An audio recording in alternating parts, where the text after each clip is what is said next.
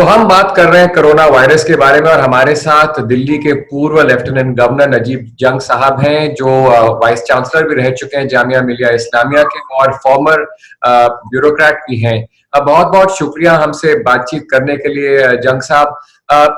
सबसे पहले आपसे जानना चाहेंगे कि दिल्ली में जो कोरोना वायरस के केसेस हैं वो काफी रफ्तार से बढ़ रहे हैं और जो डेप्यूटी चीफ मिनिस्टर का भी कहना है कि जुलाई तक हो सकता है कि 5 लाख से भी ज्यादा केसेस। कितना चिंतित हैं आप इसको लेकर?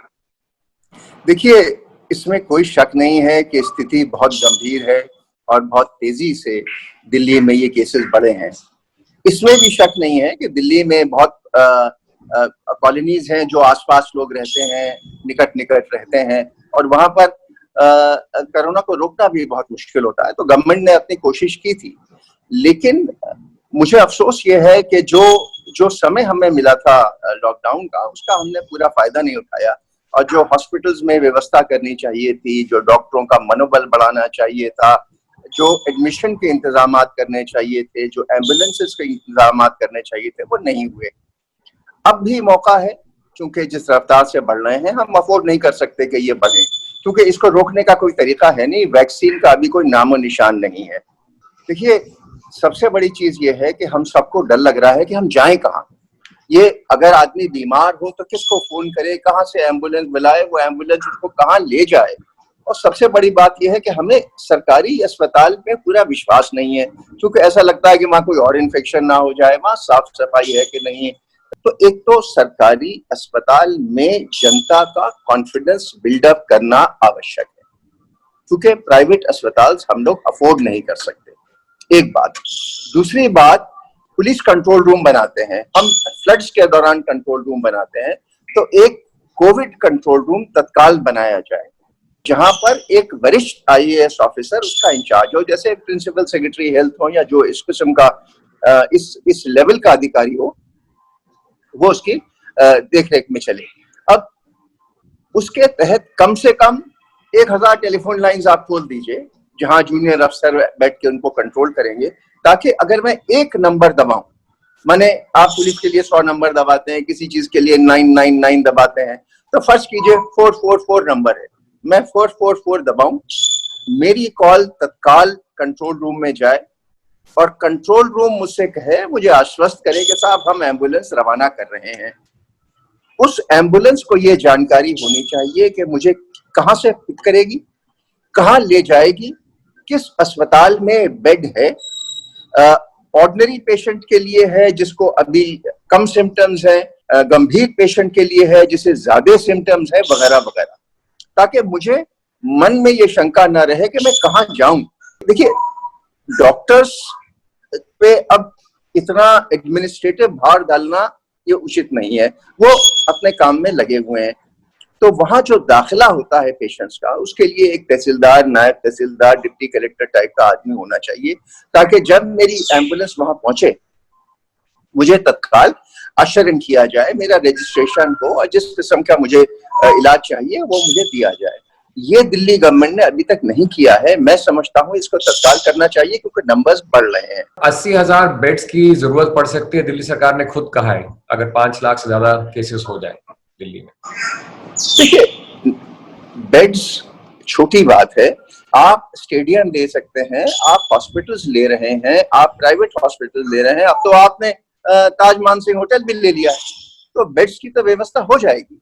सवाल यह है कि क्या आप डॉक्टर्स की व्यवस्था कर सकते हैं, क्या आप नर्सेस की व्यवस्था कर सकते हैं। उसमें भी मेरा सुझाव यह है कि 4th ईयर के 5th ईयर के स्टूडेंट्स को अब आप खींच लें, जो जिनकी तालीम काफी हो चुकी है, बेसिक तालीम हो चुकी है। नर्सेस स्कूल्स में नर्सेस की ट्रेनिंग चल रही है, उनको बुला लीजिए, जिनकी बेसिक ट्रेनिंग हो चुकी है उनको बुला लीजिए, क्योंकि हमें जरूरी है अभी नंबर्स का। डॉक्टर्स की भी जरूरत है, नर्सेस की भी जरूरत है। बेड्स का इंतजाम हो जाएगा, स्टेडियम खाली हो जाएंगे। ये त्यागराज स्टेडियम है, जवाहरलाल नेहरू स्टेडियम है, डीडीए के तहत 5 या 6 बड़े बड़े स्टेडियम मौजूद हैं, यहाँ सब इंतजाम हो सकते हैं। लेकिन अब वक्त यह है कि हम समय बर्बाद ना करें।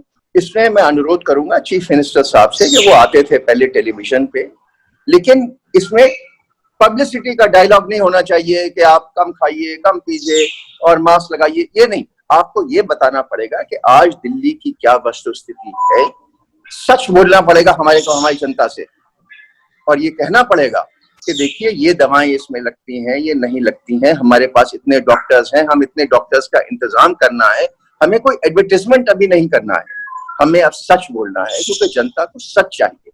दिल्ली में आप एलजी रह चुके हैं, एजेंसीज काफी सारी हैं अलग अलग, चाहे वो म्यूनिसिपल बॉडीज हैं उनका अलग एक पूरा ढांचा है, केंद्र सरकार है, काफी उसके पास पावर्स है दिल्ली में, और दिल्ली की सरकार है, तो काफी एजेंसीज हैं, अलग अलग हुकूमतें हैं एक तरीके से दिल्ली में। तो क्या ये एक बाधा का इशू आ रहा है आपके हिसाब से, जो कोऑर्डिनेशन नहीं हो पा रहा? बिकॉज देखा गया कि कई अस्पताल में बेड ज्यादा है, शायद खाली हो सकते हैं, कई जगह एकदम भरे पड़े हैं, डॉक्टर्स ओवरवर्क्ड हैं, तो कोऑर्डिनेशन की भी जब बात आती है, आपका अनुभव क्या है, स्पेशली कि आप पहले एलजी रह चुके हैं दिल्ली के? कोऑर्डिनेशन का हमेशा एक इशू दिल्ली में बना रहता है, क्योंकि दिल्ली की सरकार जो है, जो दिल्ली का गवर्नेंस है, वो एक हाइब्रिड किस्म का गवर्नेंस है, जहां केंद्रीय सरकार का भी हस्तक्षेप है, जहां म्यूनिसिपैलिटीज भी हैं और जहां दिल्ली सरकार भी है। अब इस वक्त हम उसमें न पड़े, क्योंकि वो तो वस्तुस्थिति है, वो तो है। मेरा यही मतलब था कि अगर एक वरिष्ठ अधिकारी एक कंट्रोल रूम में बैठेगा तो वो कोऑर्डिनेट ये सब चीजें कर सकता है, और ये अब हम इस डिबेट में ना पड़े कि दिल्ली का हम ढांचा, एडमिनिस्ट्रेटिव ढांचा सुधारेंगे या कब सुधारेंगे, या इसमें क्या कॉन्ट्रडिक्शंस हैं। अभी तो हमें जो ढांचा हमें मिला है उसी के तहत काम करना है और उसी का सबसे ज्यादा फायदा उठाना है। आपके हिसाब से अब गोइंग फॉरवर्ड ज्यादा समय नहीं है, अगर लॉकडाउन एक तरीके से कामयाब होता, आपने कहा लॉकडाउन के हमने अवसर को एक तरीके से वेस्ट किया है, प्रिपरेशन हो सकती थी, ये भी बात कही जा रही है कि अगर लोग इसको प्रॉपरली फॉलो करते लॉकडाउन को, तो हो सकता था वायरस पे एकदम नियंत्रण किया जा सकता था, लेकिन वो नहीं हुआ। गोइंग फॉरवर्ड दिल्ली के लेवल पे एंड नेशनल लेवल पे क्या स्टेप लेने चाहिए? बिकॉज अब ट्रैवल भी खुल गया है, लोगों का जो है एक तरीके से ऑफिस जाना, एक दूसरे से मिलना, वो सब भी शुरू हो गया है। नेक्स्ट इंपॉर्टेंट स्टेप्स क्या होंगे? देखिए एक ही चीज है, अब जनता पे हमें भरोसा करना पड़ेगा और जनता को अपनी जिम्मेदारी निभानी पड़ेगी। इसका कोई इलाज नहीं है सिवाय इसके कि आप मास्क पहने, आप सोशल डिस्टेंसिंग करें, आप कम से कम अपने को एक्सपोज करें। अब हम देख रहे हैं कि बाहर लोग घूम रहे हैं, मास्क के बिना घूम रहे हैं, गाड़ियां चल रही हैं, नीचे शीशा उतार के पुलिस वाले को विदाउट मास्क अपना कार्ड दिखाते हैं, ये सब गलत बातें हैं। अब जिम्मेदारी का समय है, जनता को अपनी जिम्मेदारी समझनी पड़ेगी। सरकार का जो रोल है सरकार करेगी। मेरा अनुरोध तो इस वक्त जनता से इसमें होगा, सरकार से तो हो चुका, कि आप भी अपनी जिम्मेदारी समझें। मेरे घर के नीचे, फ्लैट के नीचे एक बिल्डिंग बन रही थी, मैं ऊपर से देख रहा था, करीब 15 मजदूर काम कर रहे थे। 15 के 15 मजदूर मास्क नहीं लगाए हुए थे और वहां एक ठेकेदार खड़ा था। अब ये एक क्रिमिनल एक्ट है। तो दिल्ली सरकार ने बहुत अच्छी एक स्कीम निकाली है कि 500 रुपए का फाइन करते हैं, लेकिन गरीब आदमी इस परिस्थिति में 500 रुपए नहीं दे सकता। आप अमीरों से लीजिए, 5000 लीजिए, लेकिन गरीबों के लिए तो कोई और व्यवस्था करनी होगी, और गरीब को अपना खुद जिम्मेदारी समझनी पड़ेगी। देखिए, आपको अपनी लाइफ की फिक्र है, मुझे अपनी लाइफ की फिक्र है, गरीब को भी अपनी लाइफ की फिक्र है, लेकिन शायद उसकी मजबूरियां इतनी हैं कि वो इतना केयर नहीं करता। उसको अपनी मजबूरी दरकिनार करके अपनी जिम्मेदारी अब समझनी होगी। आखिरी सवाल आपसे ये कि हमने ये भी देखा है कि ऑब्वियसली हर स्टेट अपने नागरिक की सुरक्षा कर रहा है, बट सिटीजन सारे एक ही देश के हैं, तो एक तरीके से जो एक वॉर ऑफ वर्ड्स भी रहा है दिल्ली और उसके नेबरिंग स्टेट से लेके, कभी किसी ने बॉर्डर बंद किए तो कभी किसी ने बॉर्डर बंद किए। इसके साथ ही साथ एक और जो मेन जो प्रॉब्लम रहा है वो है वर्कर्स का। प्रॉब्लम यह है कि वर्कर्स जो अपने अपने जहाँ के निवासी हैं चले गए अपने अपने गाँव वापस, वहां उनको काफी मुश्किलें का सामना करना पड़ा है जाते समय भी।